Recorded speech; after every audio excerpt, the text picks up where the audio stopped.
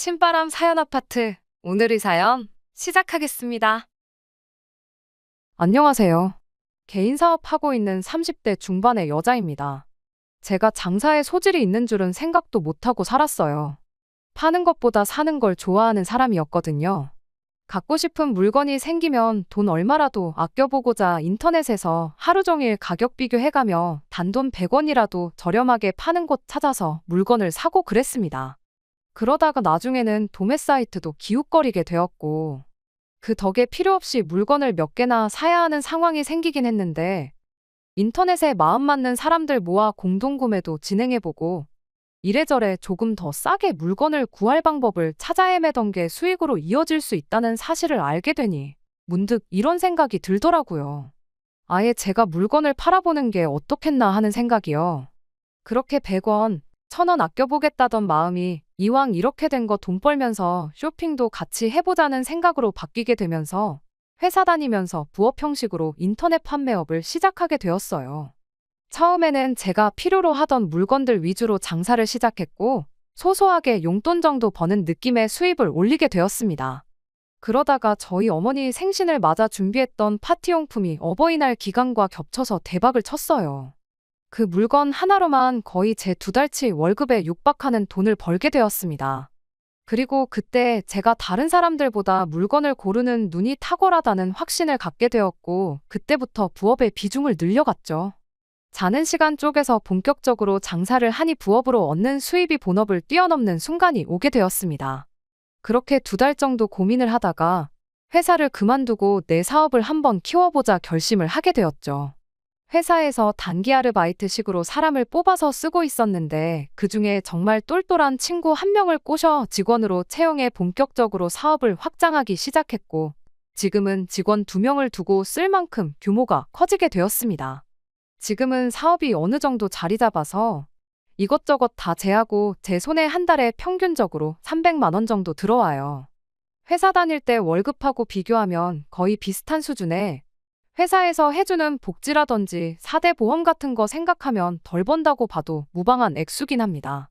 마음 먹고 돈만 보겠다 하면 직원 1명 줄이고 제가 직접 발로 뛰면 되긴 하는데 돈보다 몸 편한 게 좋다 싶어서 그냥 이대로 하고 있고요.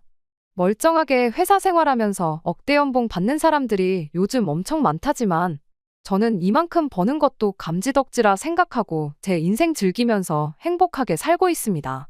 제 자랑하려고 한 건 아닌데 쓰다 보니 사족이 조금 길었네요. 아무튼 그렇게 삶이 안정되고 나서 저도 결혼이라는 걸 하게 되었습니다. 남편은 제가 회사 다니던 시절부터 만나던 사람이었는데 안정적인 회사를 그만두고 망할지도 모르는 장사를 하느냐며 모두가, 심지어 저희 부모님마저도 뼈 빠지게 공부시켜서 서울에 있는 대학 보내고 서울에 취직도 시켜줬더니 힘들게 들어간 직장을 왜 그만두냐며 반대를 할 때 저를 응원해준 유일한 사람이었습니다. 회사 그만두고 본격적으로 장사를 시작했을 때 처음 몇 달은 계속해서 마이너스가 났는데 그때도 너 그럴 줄 알았다고 당장 회사 찾아가서 다시 받아달라 싹싹 빌라며 가족들마저 저한테 잔소리를 해댈 때 유일하게 남편만이 처음에는 다 그런 거라며 저를 믿어준 사람이었죠. 그때 고마운 마음이 너무 커서 결혼까지 결심하게 되었지요. 그런데 언제나 제 편이 되어줄 것만 같았던 남편이 결혼하고 나니 이렇게 돌변하게 될 줄은 생각도 못했습니다. 남편 아래로 여동생이 1명 있어요. 남편이나 저나 본가는 지방에 있다 보니 한참 결혼 준비할 때도 얼굴 한번 본 게 다였어요. 신우는 시부모님 밑에서 살고 있었다 보니 결혼하고 나서도 한동안은 얼굴 보고 지낼 일도 없었고, 남편 또한 신우에 대해서 그렇다 할 이야기를 한 적이 없어서 오히려 한가족이지만 이웃보다 멀게만 느껴지는 그런 신우였습니다. 남편한테 그토록 소중한 사람일 줄은 여태껏 생각도 못하고 살았어요. 저희 결혼 생활하고 1년 지나서 제 남동생이 저희 집에서 잠깐 머물렀던 적이 있었습니다. 동생 또한 저처럼 서울에서 학교를 졸업했고 취직은 저희 본가에 있는 회사로 해서 떨어져 살고 있었거든요. 동생이 그쪽에서 직장 생활하면서 서울이 아니면 답이 없겠다는 생각을 했고 그렇게 이직 준비를 하다 결국 원하던 바를 이루게 되었어요. 그쪽에서 회사 생활하면서 벌어놓은 돈이 있다 보니 그 돈을 가지고 서울에서 지낼 곳을 찾고 있었는데 모처럼 싸게 구했다고 생각했던 집이 전세 사기에 연루되어 있는 집이라는 걸 다행히 계약 직전에 알게 되었습니다.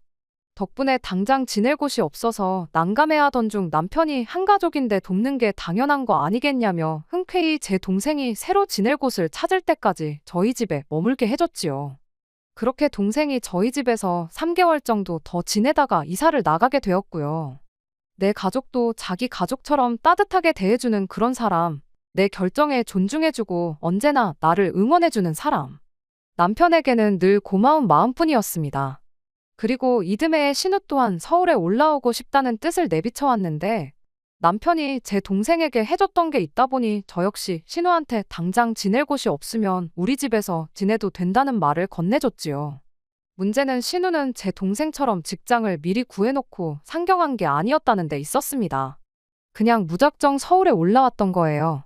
제 동생이 저희 집에서 3개월을 머물렀는데 직장도 따로 안 알아보고 그렇게 반년을 저희 집에서 죽치고 있는 신우를 보니 이러다 평생 같이 살게 되는 건 아닌가 심히 걱정이 되더라고요.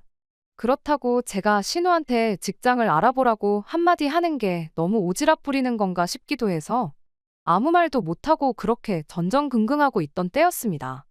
남편이 주간 야간 비번 이렇게 3교대 근무를 하는 일을 하고 있어요. 남편이 비번인 날에 퇴근해서 집에 오면 항상 집에는 아무도 없었습니다. 둘이 그렇게 놀러 다녔거든요. 신우가 저희 집에 온 지 얼마 안 되었을 때는 동생 서울 구경 시켜주고 싶어서 그러는 거구나 하고 생각했고 그래서 따로 아무 말도 안 했는데 맨날 비번인 날에 저렇게 둘이 놀러 다니고만 있으니까 제가 속이 다 답답하더라고요. 결국 참다 못한 제가 남편한테 아가씨 저렇게 둬도 괜찮은 거냐고. 놀러 다니는 것도 좋지만 몇 년 지나면 아가씨도 30인데 한 살이라도 어릴 때 직장을 구하는 게 유리하지 않겠냐 한마디 했죠. 언제나 제 편이 되어주던 남편이 그때 처음으로 저한테 불같이 화를 냈습니다. 지금 내 동생이 지 앞가림 못하고 있다는 말이 하고 싶은 거냐고. 제가 하지도 않은 말을 짓거리면서 혼자 열을 내는 꼴을 보니 자기도 알게 모르게 찔리는 게 있나 보구나 싶었죠.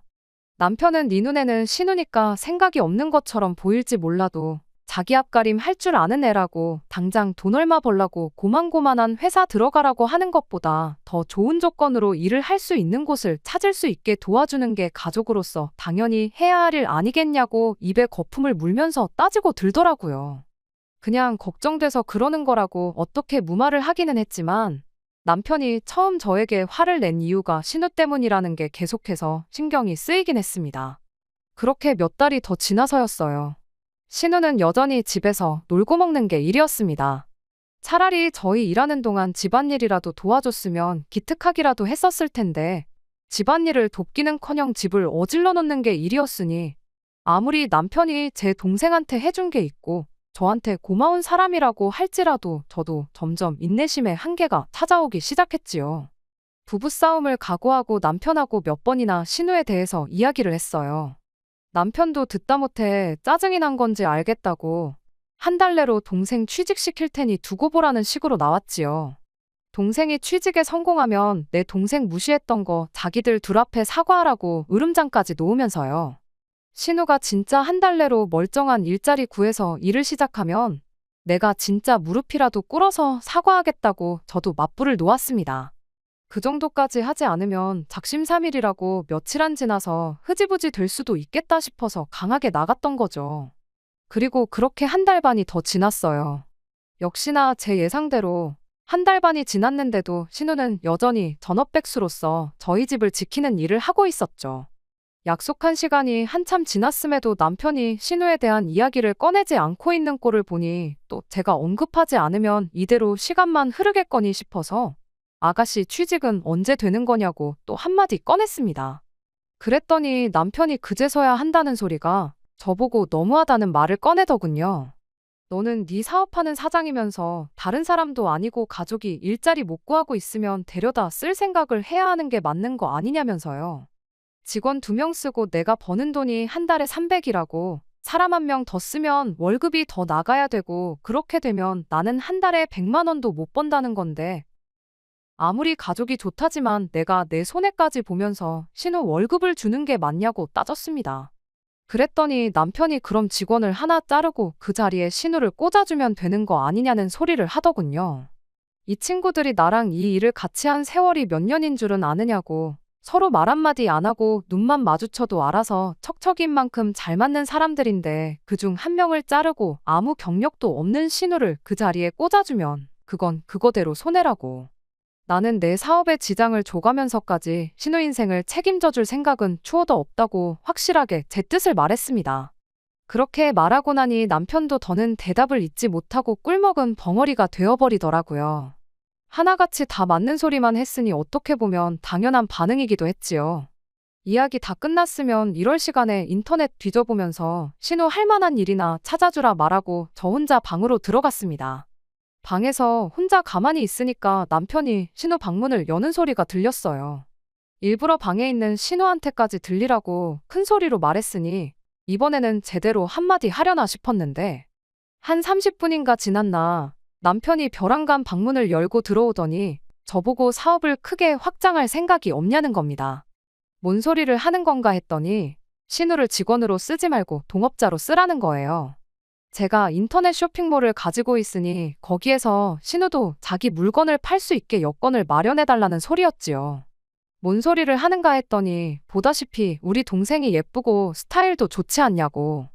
동생이 옷 같은 걸 보는 안목도 좋으니까 옷 장사도 같이 병행해서 하면 분명히 대박이 날 거라는 거예요. 내 사업에 대해서는 인터넷 판매업을 하는 거라는 거 말고는 눈꼽만치도 지식이 없으면서 짓거리는 걸 보니 기가 차더라고요. 제가 주로 판매하는 게 파티용품이고 간간히 생활용품이나 인테리어 소품 같은 걸 추가적으로 팔고 있거든요. 그런데 난데없이 제 가게 분위기에도 맞지 않는 여성복을 거기에 팔라고 하니 어이가 없었습니다. 신우가 이쁘장하게 생기고 스타일도 괜찮은 건 사실인데 그거야 일반인들 사이에서 그나마 조금 나은 편이지 그렇게 대단한 미모를 가진 건 아니거든요. 제가 안 좋은 감정을 가지고 있는 신우라서 그러는 게 아니라 객관적으로 봐도 쇼핑몰 모델을 시킬 정도는 아니에요. 그리고 여성복이라는 게 유행이 생각보다 훨씬 더 빨리 변하고 어떻게 보면 재고 부담도 큰 장사인데 당장 돈 한 푼 못 벌어서 오빠가 가끔씩 사주는 옷 말고는 새로 사는 옷도 없고 그나마 가지고 있는 옷 어떻게든 돌려 입으면서 지내는 신우가 그때그때 유행을 캐치해서 좋은 물건을 고를 안목도 없다는 게 제 생각이었습니다. 그 정도로 부지런해 보이지도 않았고요. 남편한테 그렇게 동생한테 자신이 있으면 내 쇼핑몰에 기생할 생각을 하는 게 아니고 아예 신우 보고 가게를 하나 차려보라고 하는 게 어떻겠냐 한마디 해줬습니다. 그랬더니 남편이 그럴 돈이 어딨냐며 일단 일도 배우면서 분위기도 파악할 겸 신우한테 기회나 한번 줘보는 게 어떻겠냐고 계속해서 저를 설득해 오더라고요. 보나마나 물건을 떼오려면 그만큼 자본이 필요한데 그럴 여유는 없으니까 저한테 어떻게든 신우를 떠넘겨서 묻어가려는 개수작을 부리고 있다는 게 다 티가 났어요. 나는 뭐 내 장사 무자본으로 시작한 줄 아냐고 4년 회사 생활하면서 모은 돈 다 끌어다가 키운 가게다. 신우한테 정말 열정이 있다면 당장 편의점 아르바이트라도 구해서 자본부터 모으게 시키는 편이 낫지 않겠냐고 한마디 해주고 나는 신우 인생에 그 무엇도 책임져 줄 생각이 없으니 이 이야기는 그만하라고 딱 잘라서 대답을 했어요. 결국 남편과는 대판 싸우게 되었습니다. 신우만 우리 집에 안 왔더라면 연애할 때처럼 신혼 때처럼 행복하게 살았을 텐데 싶고 아무리 남편이 제 동생을 저희 집에 머물게 해줬다지만 아무 계획도 없이 상경한 신우를 집에 받아준 제 잘못이 아닐까 그렇게 생각하니 속상해서 눈물까지 나더라고요. 그런데 언제까지 우리 집에서 지내겠나 싶었던 신우가 그로부터 며칠 지나지 않아서 PC방 야간 알바 자리를 구했다며 밤만 되면 일을 하러 나가기 시작했어요. 아무리 생각 없는 신우라도 멀쩡한 오빠네가 자기 때문에 박터지게 싸우는 꼴을 보니 반성을 했나 싶었고 기특하기까지 했습니다. 왜 100번 못하는 사람이 어쩌다 한 번 잘하면 되게 감동적일 때가 있잖아요. 저한테 신우가 딱 그랬어요. 그렇게 꼴 보기가 싫었는데 그래도 정신 차리고 아르바이트나마 일을 시작하니 그동안 제가 너무했나 싶기도 해서 조금이나마 더 챙겨주게 되더라고요. 신우가 일을 시작한 이래로 저도 남편과 다시 사이가 좋아지게 되었고 정말 신우가 열심히 자본을 모아서 뭔가를 시작하려 한다면 남편이 말했던 것처럼 제 쇼핑몰에 자리 하나 내주지는 못하더라도 어떻게 이쪽 업계가 돌아가는지 날 잡고 제대로 한번 알려줘야겠다 싶었어요. 야간 알바를 하다 보니 저 출근할 때도 집에 없을 때가 부지기수였는데 점심이나마 든든하게 챙겨 먹으라고 국이며 찌개도 끓여놓고 냉장고에 반찬이 부실하다 싶으면 급하게 반찬 가게에 가서 채워놓는 한이 있더라도 냉장고를 비워놓은 적이 한 번도 없었습니다. 그런데 뭔가 조금 그동안에는 눈치를 못 채고 있었는데 제 상식선에서는 이해하기 힘든 모습들이 언젠가부터 눈에 들어오기 시작했습니다. 신우가 출근한다고 나가는 시간은 저녁 7시쯤으로 항상 동일했는데 저녁 퇴근해서 집에 들어오는 시간이 엄청 랜덤했거든요. 제가 아침 7시면 출근을 하는데 보통은 신우가 그때까지 집에 돌아오지 않고 있었거든요. 일터까지 오며 가며 하는 시간이 있다고 쳐도 PC방 아르바이트를 무슨 집에서 2~3시간 거리에 있는 곳에 구하지는 않았을 텐데 일하는 시간이 길어도 너무 긴 게 아닌가 싶었어요. 저도 직원을 쓰는 사장 입장이다 보니 주 40시간 넘기는 게 그렇게 부담스러운데 심지어 신우는 밤샘 근무를 하는 야간 알바인데 하루에 12시간씩 주 5일 6일을 일을 하는 게 의아하더라고요.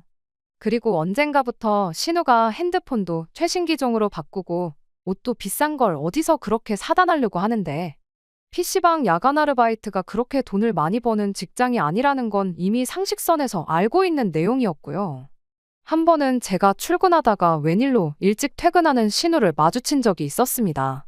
멀리서 터덜터덜 걸어오는 걸 보니 그래도 밤새 일하는 게 피곤하긴 한가 보구나 안쓰러운 기분도 들었습니다. 신우 쪽으로 다가가서 이제 퇴근하냐고 말 한마디 걸었는데 신우가 눈이 아주 반쯤 풀려서는 그렇다고 대답을 하더라고요. 그런데 입에서 약하게나마 술 냄새가 나는 걸 느꼈어요. 얼른 들어가 쉬라 말하고 저는 출근하면서 혼자 곰곰이 생각에 잠겼죠. 이상해도 너무 이상하다 싶었거든요. 아르바이트 치고 일하는 시간이 너무 길기도 하고 갑자기 커진 신우의 씀씀이도 그렇고 PC방 알바를 하는데 새벽에 퇴근해서 술 한 잔 걸치고 오는 것도 말도 안 된다는 생각이 들었고요. 이 이야기를 들은 저희 직원 중 한 명이 그렇게 말을 하더라고요. 혹시 사장님네 신우가 PC방 아르바이트를 하는 게 아니고 어디 술집 같은데 나가고 있는 거 아니냐고요. 증거도 없이 그렇게 확신을 하면 안 된다는 거 알긴 하지만 그렇게 생각하니까 정황상 모든 게 딱딱 들어맞기 시작했어요. 갑자기 커진 씀씀이 하며 이해가 안 갈 만큼 긴 근무 시간에 야간에 일하는 것까지 말입니다. 물론 심증뿐이긴 했지만 그렇게 생각하니 정말 오만 가지 생각이 다 들더라고요. 저 혼자 고민해봐야 답도 없겠다 싶어서 결국 남편한테 이 이야기를 꺼내게 되었습니다. 그날이 아직도 생생하게 기억이 나요. 일 나가 있던 신우는 아직 퇴근을 하지 않아 집에 없었던 토요일 아침이었거든요. 정말 걱정돼서 신우 집에 오거든 신우까지 같이 해서 셋이 허심탄회하게 한번 이야기를 해보고 만에 하나 사실이라면 그만두게 설득이라도 해볼까 해서 꺼낸 말이었는데 남편은 제 말을 듣자마자 그동안 싸웠던 건 애교에 불과할 정도로 성질을 부리면서 화를 내기 시작했어요. 너는 애가 정신 차리고 일을 하고 있는데 이젠 열심히 하는 애한테도 지랄이냐면서 할 말 못할 말 다 꺼내가며 저한테 쏟아붓기 시작했습니다. 네가 봤냐, 증거 있냐 하면서 열을 내는데 말씀드렸다시피 저도 심증에 불과했다 보니 딱히 말을 잇지 못하고 있었어요. 그러던 중에 때마침 신우가 집에 들어왔지요. 집안에 흐르는 분위기가 이상하다는 걸 신우도 느낀 건지 현관문에서 신발도 못 벗고 저희들 눈치만 보고 있었는데 저한테 화를 내던 남편이 너 이리 좀 와보라고 신우를 불렀어요. 그러고는 지금 이 사람이 네가 술집 나가서 일한다는 말도 안 되는 소리를 하고 있다고. 그러니까 너가 지금 얼마나 열심히 살고 있는지 네 새언니한테 제대로 한번 설명 좀 해주라는 말을 꺼냈습니다. 그런데 신우가 우물쭈물하면서 말을 못하더라고요. 신우가 정말 떳떳하다면 PC방에서 야간 알바하고 있다. 밤새 고생하고 왔는데 그게 무슨 소리냐 하고 저한테 화라도 냈을 텐데. 뭐 하나 시원하게 대답도 못하고 나중에 가서는 혼자 울먹거리기 시작했어요. 그러더니 자기는 피곤하니까 들어가 쉬겠다며 그 어떤 해명도 하지 않고 방으로 들어가 버렸습니다. 저는 그때 확신을 했죠. 꼭 술집이 아니더라도 신우가 뭔가 우리한테 말하기 힘든 그런 일을 하고 있다는 사실을요. 남편의 허탈한 표정을 보니 남편 또한 신우가 그런 일을 하고 있을 수도 있겠다는 생각이 들은 표정이었습니다. 그리고 그날 저녁 신우가 집을 나갔어요. 일어나자마자 짐을 싸기 시작하더니 이 집에서 더는 단 하루도 지내기 싫다면서 집을 나가겠다는 말을 꺼내더라고요. 남편이 나가긴 어딜 나가냐며 신우를 뜯어말렸고 저도 신우한테 어디 당장 지낼 곳이나 있냐고 그러지 말고 지금 무슨 상황인지 이야기 한번 해보자고 신우를 회유했지요. 신우는 저한테 어차피 언니는 내가 이 집에 지내는 거 싫어하지 않았냐고 1년 반 동안 속만 썩이는 애물단지가 나간다는데 언니한테는 잘된 일 아니냐며 더럽고 치사해서라도 내가 이 집에 다시 들어올 일은 없으니까 그러지 말라 한마디 소리를 지르더니 그 길로 현관문을 부서져라 닫아버리고는 집을 나가버렸습니다. 남편이 대번에 집 나가는 신우를 따라 나갔고 저는 아무것도 하지 못하고 그 상황을 그저 바라볼 수밖에 없었네요. 남편은 그날 집에 들어오지 않았어요. 다른 사람도 아니고 여동생 일인데 당연히 신우 지낼 곳을 확인하기 전까지는 집에 돌아올 수 없었겠지요. 다음 날인 일요일 저녁이 돼서야 집에 돌아왔는데 남편이 저한테 그런 차가운 표정을 지을 수 있는 사람인지 그날 처음 알았습니다. 아무리 제가 그러자고 했다지만 두어 달 정도 지낼 줄 알았던 신우를 1년 반 동안 생활비 한 번 받지 않고 지내게 해줬는데 신우 일자리 구하라고 했던 것도 신우 좋으라고 꺼낸 말이지 어디 저 좋으라고 했던 말이었겠나요. 말 맞다나 신우가 직장을 구한다고 한들 혼자 독립해 나갈 만큼 돈을 모으기 전까지는 저희 집에 계속 머물렀을 게 뻔한 사실이었는데 말입니다. 그런데 앞만 봐도 신우가 술집 나가 일하는 것 같아서 그렇게 돈 벌 바에 얼마든지 더 지내도 좋으니까 정상적인 일자리 구하라고 한마디 충고해 주려던 게 이렇게 큰 잘못인가 싶어서 저도 억울했어요. 그렇게 내 동생 집에서 내쫓아버리니까 속이 다 후련하냐고 따지는 남편한테 참다 못해 저도 한마디 했어요. 그럴 거면 이혼하자고요. 이혼해 줄 테니까 동생 다시 집으로 불러와서 나 말고 세상 가장 소중한 동생 품에 끼고 살라고 말이죠. 한참 열내던 남편도 이혼하자는 말을 들으니 정신이 퍼뜩 들었나 봐요. 그제서야 저한테 이게 이혼까지 할 일이냐며 동생 일이라 자기가 너무 흥분했다고 미안하다고 사과를 해오대요. 만약에 거기서도 이혼하자고 맞불을 놓았다면 진짜 이혼해야겠다 그런 생각을 하고 있었는데 막상 또 싹싹 빌면서까지 미안하다고 사과를 하고 있는 모습을 보니 저도 점점 마음이 누그러지기 시작했어요. 이내 평정심을 되찾고 남편과 다시 이야기를 나누기 시작했습니다. 남편한테 신우가 무슨 이야기 안 하더냐 물어봤는데 남편이 답답한 표정으로 죽어도 무슨 일을 하고 있는지 말을 안 하더라 하면서 한숨을 쉬더라고요. 신우는 어디로 가 있느냐 물어본 질문에는 그간 일하면서 모아놓은 돈이 많아서 그걸로 방을 알아보겠다고 했다고 합니다. 그리고 방이 구해질 때까지는 일하면서 알게 된 친구 집에서 지낸다고 했다 하는데 신우가 일한 지가 몇 달 되지도 않았는데 모아놓은 돈이 상당하다고 하는 걸 보니 확실히 정상적인 일을 하고 있는 건 아니겠구나 싶었네요. 아무튼 남편 표정을 보아하니 제 입에서 그럼 신우가 집을 구할 때까지만이라도 우리 집에 있게 해주자는 말이 나왔으면 하는 얼굴이었는데 어떻게 나간 건데 괜히 거기서 착한 척 오지랖 부렸다가 다시 눌러앉을 수도 있는 일이고 저도 더는 신우 일을 가지고 남편과 소모전을 하고 싶지 않았기에 알면서도 그 말 한마디는 해주지 않았습니다. 아무튼 그렇게 드디어 신우가 저희 집에서 나가게 되었어요. 장장 1년 4개월이라는 긴 시간이었습니다. 한 두어 달 있다 가겠거니 생각했던 것 치고는 너무 길었죠. 이 집에서 신우만 빠지면 다시 모든 게 원래대로 돌아올 줄 알았는데 그게 아니었어요. 그 긴 시간 동안 신우가 저희 집에 머물면서 그냥 조용히 있다 간 게 아니었으니까요. 신우 때문에 남편과 싸운 게 몇 번이고 남편 입에서 평생 나올 거라 생각했던 적 없던 말까지 들었으니 이미 지칠 대로 지쳐버린 것 같아요. 아직도 남편은 저녁만 되면 신우한테 지낼 곳은 구했는지 밥은 먹고 다니는지 전화를 하고는 합니다. 그거 듣고 있는 것도 고역이에요. 이런 일은 보통 시간이 약이라고 시간이 해결해 준다고들 하는데 과연 시간이 지난다고 이런 제 마음이 나아질까 싶네요. 안녕하세요. 작년에 기생충 마냥 눌러앉았던 신우 때문에 골머리 앓고 있다던 사연을 보냈던 쓰니입니다. 시간이 해결해 줄까 의문이었는데 정말로 시간이 모든 걸 해결해 줬어요. 지금은 골머리를 썩기는커녕 그렇게 개운하고 후련할 수가 없습니다. 신우가 그렇게 집을 나가고 나서 한 달 정도 뒤에 혼자서 살 집을 구하게 되었어요. 동생 걱정에 잠도 제대로 못 이루던 남편이 신우가 집을 구한 이래로 그렇게 뻔질나게 신우네를 드나들었죠. 저랑 결혼하기 전까지만 해도 본가에 있는 신우와 거의 10년을 떨어져 지냈으면서 그렇게 걱정이 되느냐고 물어봤었는데 그때야 어머니 아버지랑 살았으니 괜찮았지만 지금은 내가 걔 보호자 아니겠냐고 하는데 어이가 없었습니다.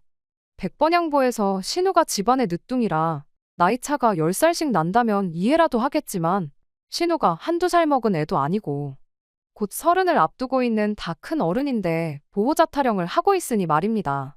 왜 이제 와서 오빠 노릇을 하려고 드는지 도무지 이해가 가지 않았죠. 남편은 이미 제가 결혼 전에 알고 있던 항상 저를 위해 좋은 이야기만 해주던 그 사람이 아니었습니다. 남편이 비번인 날은 남편 얼굴도 보기 힘들었어요. 신우한테 가 있느라 퇴근하고 오면 집에 있는 법이 없었죠. 정작 신우는 아직도 지 오빠한테 자기가 무슨 일 하면서 밥 벌어먹고 있는지 말도 안 해주는데 말입니다. 아무튼 그렇게 신우가 집에서 나간 지도 반년 정도 지난 어느 날 시댁이 아주 뒤집어지는 사건이 하나 터지고 말았습니다. 애인도 없는 신우가 난데없이 임신 3개월이라는 사실을 알게 되었거든요. 당연한 소리겠지만 애 아빠가 누군지는 모른답니다. 애인은 없었지만 만나는 사람은 참 많았나 보네요. 아빠가 누군지도 모르는 아이를 신우 능력으로 어떻게 키우겠나요? 이런 말 하기는 뭐하지만 더 늦기 전에 병원이나 알아보는 게 상책이다 싶었는데 남편이 그건 있을 수 없는 일이라며 반대를 하고 나왔어요. 시댁 종교적인 문제도 있고 뭐 이래저래 이유가 있다는데 다른 사람 일이면 종교고 뭐고 당장 인생이 걸린 일인데 다시 생각해보라 뜯어말렸겠지만 신우 일이다 보니 저도 더 이상 거기에 관심 주기도 싫었고 신경 쓰기도 싫었습니다. 알아서 한다니까 알아서 잘하겠거니 생각하고 말았어요. 신우 인생이 꼬이는 거지 제 인생이 꼬이는 건 아니니까 아무 문제 없다 싶었죠. 그런데 꼬여버린 건 신우 인생뿐만 아니라 제 인생도 같이 꼬이고 있었습니다. 한참 밤늦게 꿈나라를 헤매고 있었는데 현관문이 닫히는 소리의 순간 깜짝 놀라서 잠에서 깼어요. 그 야심한 새벽에 누가 찾아올 리가 없었으니 무서워져서 남편부터 깨우려고 했죠. 그런데 제 옆에서 자고 있어야 할 남편이 없더라고요. 부랴부랴 방 밖으로 나왔는데 남편은 집안 어디에도 없었어요. 현관문 신발장에 있어야 할 남편 신발이 없는 걸 보고 제가 들었던 현관문 닫히는 소리가 남편이 나가면서 낸 소리라는 걸 알았습니다. 남편한테 야밤에 어딜 나간 거냐고 전화를 걸었는데 남편이 한다는 소리가 신우가 지금 딸기가 먹고 싶다고 했답니다. 그거 챙겨주러 가는 거라고 하는데 어이가 없더라고요. 한여름 야심한 그 새벽에 어디 가서 어떻게 딸기를 구하려나 싶었던 것보다 이젠 하다못해 애 아빠가 누군지도 모르는 임신한 신우 먹떡까지 챙겨주는 꼴을 보고 있자니 꼴값도 그런 꼴값이 없었고 한숨조차 나오지 않았어요. 신경도 쓰기 싫어서 다시 잠을 청했는데 1시간쯤 지났나? 이번에는 제 핸드폰에 문자가 오는 알림 소리를 듣고 잠에서 깨게 되었습니다. 이 야심한 밤에 어떤 인간이 문자를 보내는 건가 짜증이 났는데 신우 혼자 살고 있는 동네 근처 편의점에서 제 카드로 6만 원이 긁힌 카드 사용 내역 알림 문자였어요. 이 인간이 신우 먹떡하는 거 챙겨준다고 나가면서 제 지갑을 뒤져서 신용카드를 가지고 나갔나 보더라고요. 어이가 없어서 다시 남편한테 전화를 걸었는데 카드 쓴 거 가지고 잔소리 들을까봐 그런 건지 도통 전화를 받을 생각이 없어 보였습니다. 그리고 아예 그날은 집에 들어오지도 않았고요. 정말 어디 가서 말하기도 뭐한 일이라 그간 누구한테도 이야기한 적 없었거든요. 그런데 제 표정이 엄청 어두웠나 봐요. 직원들이 저한테 요즘 무슨 일 있냐고 요 근래 웃는 모습을 한 번도 본 적이 없다며 걱정스레 저한테 말을 건네더라고요. 그리고 그때 처음으로 신우 집 나가고 나서 남편이 보이는 이상행동들에 대해서 처음 타인에게 털어놓게 되었습니다. 그런데 신우가 혹시 술집 나가는 거 아니냐고 물어봤던 그 직원이 이번엔 이런 말을 꺼내더군요. 혹시 신우분이 가진 아이가 사장님 남편분 아이인 건 아니냐고요. 그때는 직원한테 엄청 화를 냈어요. 무슨 말도 안 되는 소리를 하냐고 남편 때문에 내가 스트레스 받고 있는 건 사실이지만 방금 그 이야기는 선 넘었다고 두 번 다시 그딴 소리 하지 말라고 했죠. 직원도 자기가 말도 안 되는 소리를 했다며 죄송하다고 사과를 했는데 사실 저도 그 생각을 안 해본 건 아니거든요. 신우 인생을 그렇게 걱정해주는 사람인데 더 늦기 전에 병원부터 알아볼 생각을 안 하고 저러고 있나 싶기도 했고 그때 이런저런 생각하다가 남편이 저희 집에 있을 때부터 쉬는 날마다 항상 신우랑 놀러 다녔던 것부터 신우가 집 나가고 나서는 매일같이 신우 집에 뻔질나게 드나들던 거 그런 거 생각하니 혹시나 그런 건 아니겠지 생각했던 적이 있었어요. 그런데 이젠 꼭두새벽에 신우 먹덧하는 것까지 챙겨주러 나가는 꼴을 보니 정말 말도 안 되는 상상이었지만 머릿속에서 그 생각이 떠나질 않고 이대로 가다간 제가 신경쇠약에 걸리진 않을까 싶은 지경까지 이르게 되었습니다. 아무래도 안 되겠어서 이참에 아예 남편과 단판을 지어야겠다 생각했죠. 그리고 그날 퇴근하자마자 남편하고 이야기를 시작했죠. 남편한테 대놓고 신우 애아빠가 혹시 당신이냐 물어봤는데 남편이 무슨 미친 소리를 하고 있느냐고 개거품을 물기 시작했습니다. 아무리 신우가 싫어도 할 말이 있고 하면 안 되는 말이 있지 않냐고 제정신이냐고 따지고 들더라고요. 그런데 문득 이게 뭐라고 이걸 따지고 있는 제 꼴이 웃기지도 않는다는 생각이 들었어요. 그리고 그날 남편한테 이혼하자는 말을 다시 꺼내게 되었습니다. 남편은 또 이혼 이야기에 얼굴이 사색이 되어가지고는 동생 좀 챙겨줬다고 이혼까지 하는 건 말도 안 되지 않냐면서 그때 그날처럼 저한테 싹싹 빌기 시작했습니다. 그런데 그 모습을 보고도 그때처럼 쉽사리 제 마음이 풀리지 않는 걸 보니 이젠 진짜 이혼 말고는 답이 없겠다는 생각이 들더군요. 어차피 신우가 지금도 일을 하고 있는 건 아닐 테고 조만간 얼마 모아놓은 돈도 바닥을 보일 텐데 그때 신우 시부모님께 돌려보내고 앞으로 평생 신우를 안 보고 지낼 자신이 있느냐 물었더니 그 말에는 또 대답을 못하대요. 모르긴 몰라도 신우 돈 떨어지고 오갈 곳 없어지면 또 이 집으로 데려올 게 뻔하다 싶었고 그 꼴을 다시 볼 바에야 그냥 이혼하는 게 맞구나 하고 확신이 생겼습니다. 그렇게 남편하고는 이혼을 하게 되었어요. 남편은 끝까지 이혼만큼은 하지 말자고 매일같이 저한테 싹싹 빌었는데 소송까지 불사하겠다는 제 굳은 의지를 보고 인해 이혼 서류에 도장을 찍어줬습니다. 이제 와서 후회되는 건 그때 신우 집 나갔을 때 이혼 이야기를 꺼냈었을 때 그때 남편을 용서해주는 게 아니라 확실하게 갈라섰다면 적어도 이런 더러운 생각을 할 일도 없었을 테고 몇 달이나마 덜 스트레스 받았을 텐데 신우만 없으면 모든 게 해결될 거라 안일하게 생각했다는 데 있어요. 이혼하고 나면 당연히 남편이 신우네로 들어가던 새 집을 구해 신우랑 한 집에 같이 살던 할 줄 알았는데 막상 신우는 오빠가 애를 대신 키워줄 것도 아닌데 뭐하러 같이 살겠냐며 계약해놓은 집 남편한테 떠넘겨버리고 그 길로 홀랑시댁으로 내려가 버렸습니다. 그걸 보니 또 애아빠는 남편이 아니겠구나 싶기도 했네요. 뭐 이혼한 마당에 신우애가 누구 애인지 이젠 중요하지도 않고 궁금하지도 않아요. 남편이 똥오줌도 못 가리고 지 마누라가 중요한지 지 동생이 중요한지 저울질하다가 자기 인생 스스로 망쳤다는 걸 깨닫고 잘못된 결정을 내린 자기 자신에게 평생을 후회하며 살았으면 참 좋겠습니다. 끝까지 들어주셔서 감사합니다. 오늘의 사연은 여기까지입니다. 구독과 좋아요, 알람 설정 부탁드리고 더 좋은 사연으로 다시 찾아뵙겠습니다. 감사합니다.